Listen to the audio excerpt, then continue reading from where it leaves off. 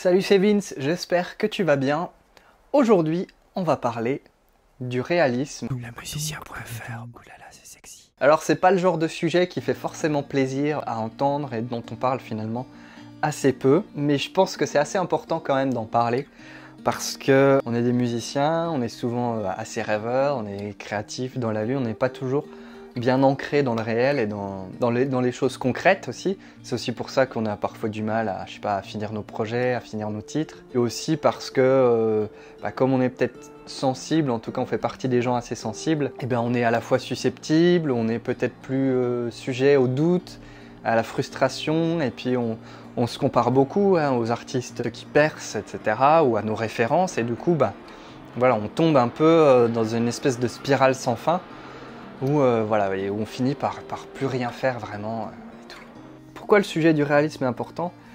Déjà, pour une chose, c'est que faire de la bonne musique, en tout cas ne serait-ce que de la bonne musique à nos yeux, à nos oreilles, ça prend du temps. Ça prend du temps. Il y a vraiment très peu de gens qui, dès qu'ils se mettent dans un logiciel de MAO, dès qu'ils se mettent à enregistrer leur propre musique, boum, font un hit, enfin en tout cas font un truc qui soit à la fois musicalement intéressant, qui tienne la route, qui soit prenant, mélodiquement bien construit et soniquement bien enregistré, bien mixé, etc. Tout ça, ça prend du temps. Et très souvent, qu'on se l'avoue ou pas, mais on est une majorité à vouloir percer. On aimerait en tout cas percer, du moins on aimerait peut-être vivre de notre musique, on aimerait réussir. Alors le terme de réussir, c'est pas évident, faut savoir ce qu'on met derrière, mais en tout cas on aimerait bien, je sais pas, faire des beaux concerts ou vivre de notre musique, vendre des disques, enfin encore que passer en radio et le faire, quoi, vraiment réussir. Ça peut être hyper frustrant, d'autant plus si, je sais pas, si on a vraiment des grosses références en tête, si on voit peut-être des gens autour de nous réussir peut-être mieux que nous, etc. Et le truc, c'est que très souvent, en fait, on se fixe des objectifs complètement inatteignables, tu vois. Parce qu'on rêve de jouer dans un stadium comme ACDC, on rêve de passer 10 fois en radio tous les jours, on rêve de trucs qui sont complètement irréalistes. Et on est encore, comme souvent les gens qui ne connaissent rien au monde de la musique, même les musiciens eux-mêmes se font souvent avoir par cette idée que c'est facile, il suffit de faire un tube une fois, et il y a un producteur qui arrive, qui nous fait signer un gros contrat, qui nous file un gros chèque, et on n'a plus qu'à se la roupaner en studio professionnel et à plus faire que de la musique, tu vois. Sauf que ça, déjà, ça n'a pas vraiment jamais trop existé, mais surtout de nos jours, on est bientôt en 2020, ça n'existe plus. C'est plus comme ça que ça marche. Et par contre, tu as plein de musiciens indépendants qui font des carrières tout à fait sympathiques, qui vivent de leur musique, qui parfois en vivent même plutôt bien, mais qui sont finalement totalement inconnus du grand public, mais qui tournent, qui sont créatifs, etc. Mais ça, on a tendance à pas forcément les voir, parce que on est un peu tenté par la facilité finalement du rêve et du rêver en grand. Et je dis pas qu'il faut pas rêver en grand, c'est important de rêver en grand, d'être ambitieux, mais en termes d'objectifs, il faut se fixer des objectifs précis et surtout des objectifs réalistes et atteignables.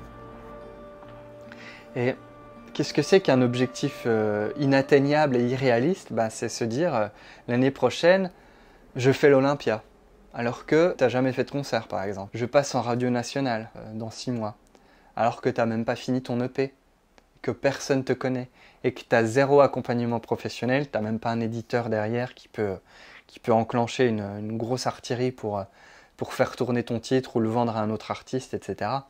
Si tu es plus auteur-compositeur mais pas interprète. Il y a toute une réalité des choses qui fait que à un moment, tu te le prends de plein fouet. Il y a un beau jour, je sais pas toi, moi un beau jour je me suis réveillé, je me suis dit non mais c'est pas comme ça que ça marche. Il faut un peu arrêter de rêver, je sais pas, à la fin des répètes ou à la fin des petits concerts que tu peux faire avec ton groupe et tout. Non mais c'est bon, là c'est le tube. Demain, t'imagines, on jouerait dans un gros stade, je sais pas quoi. C'est sympa, c'est des moments assez rigolos, assez grisants et tout. Mais concrètement, c'est pas ça qui te fait avancer. Et le truc, c'est que Tu vas pas du jour au lendemain jouer dans un stadium, il y a plein d'étapes à franchir. Si tu te fixes pas des objectifs réalistes qui correspondent plus ou moins à ces étapes, ben jamais tu vas passer du point A au point Z. Point Z étant renommée absolue, tout le monde me reconnaît dans la rue, je suis riche à millions, je fais des scènes de ouf, ta-ta-tan, la-la-nan. Renaud sort de ce corps. Alors c'est quoi des objectifs réalistes et atteignables? C'est des objectifs sur lesquels tu as le contrôle tout simplement. Jouer à l'Olympia le mois prochain, t'as aucun contrôle là-dessus. Tu vois. Sauf si déjà t'es...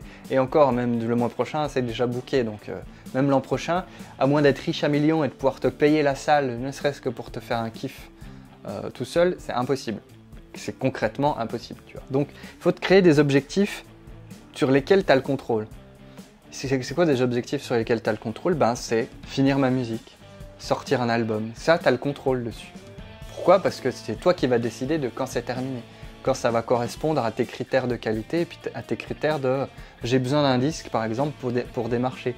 J'ai besoin de montrer à des professionnels que j'ai réussi à faire quelque chose par moi-même, que je suis dans une démarche de mouvement et que j'ai envie d'aller de l'avant et que je me sors les doigts et que je fais des choses, tu vois. Ça, c'est réaliste. C'est l'année prochaine, on joue dans je sais pas, la SMAC par exemple, si t'as une SMAC dans ta ville, tu vois.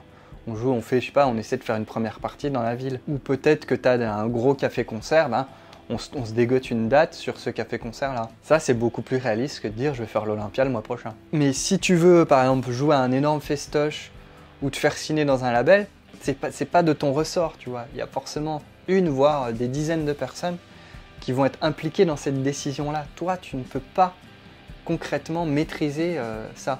Quand bien même tu serais déjà à un stade avancé, quand bien même tu aurais déjà tout ce qu'il faut pour être qualifié. Je parle franglais des fois, je suis désolé, mais quand bien même tu aurais tout ce qu'il faut, il y a un moment, il y a plein de réalités, il y a des mecs qui vont se retrouver en commission, en réunion et qui vont dire bon ceux-là on les fait jouer, oui, on les fait jouer où, sur quelle scène, machin, puis combien ils demandent, ah ouais, mais attends, faut qu'on voit dans le budget parce que il y a machin, il y a CDC qui prend 600 000, du coup au niveau du budget on est serré, blablabla. Même si tu as un stade avancé dans ton projet, c'est même pas dit que tu puisses jouer là où tu aimerais jouer, parce que y a plein de réalités économiques, managériales, plein de trucs qui sont pas à ta portée. Et ça, il faut l'intégrer. Même si tu as l'impression d'être un groupe valable, même si tu as des bonnes relations avec les professionnels, tu sais pas, de ta région, avec les gens dans les différentes salles auxquelles tu joues, etc. À un moment, il y a des réalités, quoi. Que ça te plaise ou non, ces réalités, elles impactent les décisions des gens. Et ce sont ces gens-là qui vont décider si toi tu joues, si toi tu passes en radio, si toi on te signe dans un label, si toi on met ton catalogue dans notre boîte d'édition, si voilà. Là-dessus, toi tu n'as aucune influence réelle, tu vois. Tout ce que tu peux faire, c'est donner ton maximum pour montrer que tu es un bon poulain sur lequel on peut miser. Parce qu'à la fin, c'est vraiment ça, quoi. Du coup, essaie de te fixer des objectifs par palier. Et c'est simple, c'est à un moment, c'est essayer de grossir, mais à ton petit niveau. C'est donc faire le tour des cafés-concerts de ta ville. C'est peut-être organiser un coplateau ou deux avec des groupes qui sont un peu similaires pour essayer de cumuler des efforts, puis de faire des connexions. Se trouver un local pour répéter régulièrement. C'est appeler toutes les radios locales de ta ville ou de ta région, et puis leur proposer de leur envoyer ton EP ou machin. C'est mettre ton CD à la médiathèque de ta ville. Il y a plein de petites actions comme ça que tu peux faire en fait, et qui sont complètement réalistes par contre. Parce qu'il y a quand même encore, en tout cas en France, même dans plein de pays, tu vois, certains bouillons culturels et où on accepte de soutenir un tant soit peu les tout petits artistes, tu vois.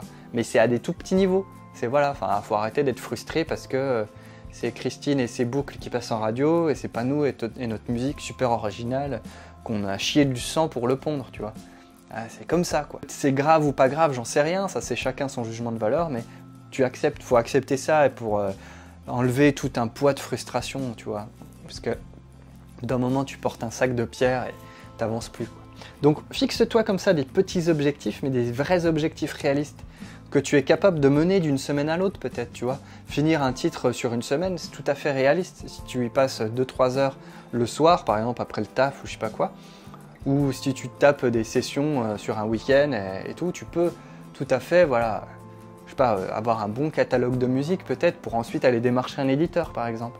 C'est-à-dire, bonjour, j'ai 150 morceaux. C'est pas juste, salut, j'ai fait un super tube, tu veux l'écouter? Non, c'est bonjour, je suis un créatif, je suis un vrai créatif, j'ai un catalogue, j'ai un univers, je te propose ça. Est-ce que vous voulez, est-ce que ça vous intéresse et tout. T'es beaucoup plus sérieux tout de suite, tu vois. C'est, ouais, les gars, on se motive avec le groupe et puis, on se répartit, on se fait chier un week-end, on se répartit les tâches et on va appeler toutes les radios ou toutes les salles potentiellement. Personne n'a envie de le faire, mais si personne ne le fait, t'avanceras pas. Le stade de Wembley, tu ne le verras jamais, ça c'est évident. Donc reste focus sur des petits objectifs, hein. Ça fait moins rêver, mais c'est ça le réalisme, et il n'y a que ça qui va te faire avancer. Et à force de mener des petits objectifs comme ça, mine de rien, tu vas quand même montrer à des professionnels qui... Faut pas croire, mais les professionnels, ne serait-ce que de ta région et tout, ils sont quand même à l'écoute. Et si sans arrêt ils voient passer le même nom d'un groupe, d'un artiste, ils vont se dire, attends, mais il serait peut-être temps que j'aille l'écouter lui, puisque j'arrête pas de voir passer ce titre, j'arrête pas de voir passer ce nom-là. Ils sont pas bêtes, hein. C'est juste qu'on n'est plus dans une économie de la musique où les gens prennent beaucoup de risques. Donc, il faut montrer que tu es déjà valable en tant que tel et que tu es déjà capable de mener ton projet à bien tout seul. Après, que tu acceptes ou pas, ça c'est comme ça, hein. On entend souvent des musiciens râler. Moi, j'ai été le premier à râler à une époque là-dessus. C'est comme ça, hein. Tu auras beau râler tout ce que tu veux, en fait, ça ne changera rien. Voilà, donc à un moment, juste tu l'acceptes et puis fixe-toi comme ça des petits objectifs, des petits paramètres que tu peux faire. Lance-toi des défis comme je te l'ai proposé, tu vois. Ok, je vais finir mon album. Ok, je vais faire un EP. Ok, Et ne serait-ce qu'avoir plus de musique à proposer autour de soi, c'est déjà la base, hein. Pour moi, ça commence par là.